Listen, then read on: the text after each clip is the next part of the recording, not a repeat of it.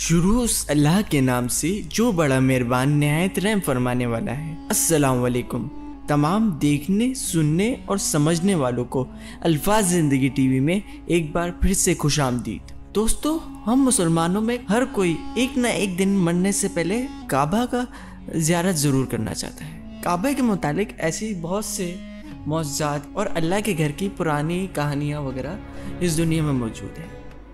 آج میں جس چیز کے بارے میں بات کرنے جا رہا ہوں، آپ نے اکثر یہ نوٹس کیا ہوگا کہ کعبہ کے پاس کچھ پتھر لگے ہوئے ہیں۔ یہ ماربل کے اوپر براؤن کلر کے پتھر ہیں جن کی تعداد 8 ہے۔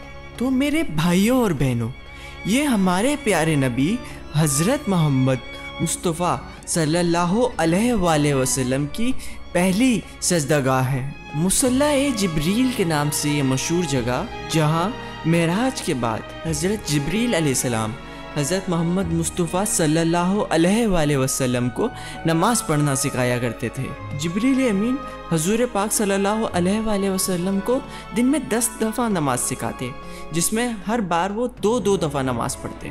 اس مقام پر خلیفہ منصور کی جانب سے 8 سنگے مریم کے پتھر لگائے گئے، جو کہ آج بھی کعبہ میں موجود ہے، اور کہا جاتا ہے سنگ مریم وہی پتھر ہے جس پر ہاتھ رکھ کر بی بی مریم نے حضرت عیسیٰ علیہ السلام کو پیدا کیا تھا۔ مولا ہمیں بھی اس پاک مقام کی زیارت نصیب فرمائے۔